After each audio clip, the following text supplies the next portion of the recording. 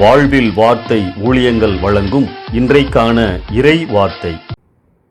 வாழ்வில் வார்த்தை ஊழியத்தின் மூலமாக இன்றைக்கான இறை வார்த்தை நிகழ்ச்சியை யூடியூப் வழியாக கடந்த 2 வருடங்களுக்கும் மேலாக உங்களுக்கு அனுப்புவதற்கு ஆண்டவர் உதவி செய்ததற்காக நான் அவருக்கு நன்றி செலுத்துகிறேன். இந்த ஊழியத்தை தொடர்ந்து ஜெபத்தோடு ஆதரியுங்கள்.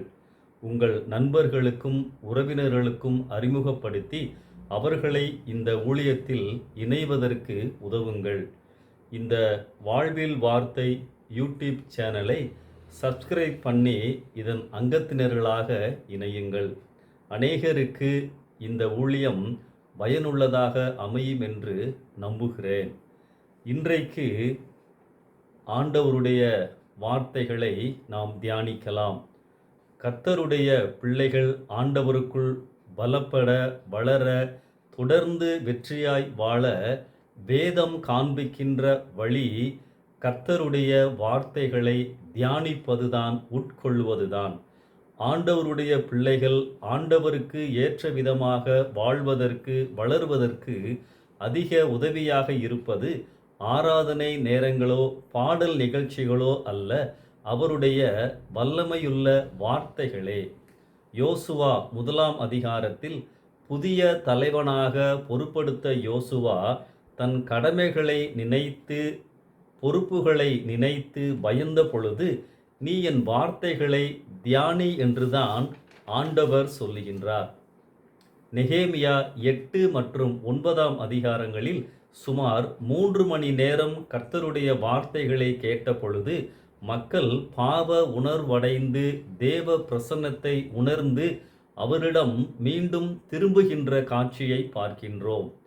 ஆம், ஆண்டவரின் வார்த்தைகள்தான் நம் பாவங்களை உணர்த்தி நம்மை பரிசுத்தத்திற்கு நேராக வழிநடத்தும்.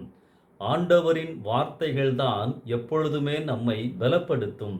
ஆண்டவருடைய வார்த்தைகள்தான் நமக்கு வழிகாட்டும். நமக்கு தேவை ஆவிக்குரிய வாழ்வில் பெலன். ஆராதனை பாடல் வேளைகள் நம்மை பரவசப்படுத்தும். ஆனால் நம்மை பக்குவப்பட வைப்பது, அவருடைய வழியில் நடக்க வைப்பது தேவனுடைய வார்த்தைகளே. இப்போதெல்லாம் ஆடல் பாடல் என்று ஆராதனை நேரங்கள் போய்கொண்டிருக்கின்றது. ஆராதனைகளில் தேவ வார்த்தையை கேட்பதற்கு போதிப்பதற்கு முக்கியத்துவம் கொடுக்க வேண்டும். தேவ வார்த்தைகள்தான் ஆண்டவருடைய பிள்ளைகளின் ஆவிக்குரிய உணவு. அவைகள் ஆராதனை வேளைகளில் சரியாக பரிமாறப்பட வேண்டும். அன்பானவர்களே, ஆராதனைகளுக்கு விசேஷித்த கூட்டங்களுக்கு செல்லும்போது ஆண்டவருடைய வார்த்தைகளுக்கு முதல் இடம், முக்கியத்துவம் கொடுப்போம். ஆண்டவரின் வார்த்தைகளை கேட்கும்போது அவைகள் நம் இதயத்தில் ஏற்படுத்தும் விளைவுகள்தான் ஆவிக்குரிய சுபாவங்களையும் பண்புகளையும் நமக்குள் உருவாக்குகின்றது. இந்த வார்த்தையை கவனியுங்கள். உம்முடைய வசனம் என் கால்களுக்கு தீபமும் என் பாதைக்கு வெளிச்சமுமாய் இருக்கிறது. சங்கீதம் 119, 105. ஆண்டவரின் வார்த்தைகள்தான் நம்மை வல்லமையுள்ளவர்களாக்கும். இந்த சிந்தனையோடு இந்த நாளை ஆரம்பிப்போம். கர்த்தர் உங்களோடு இருப்பாராக. ஆமென்.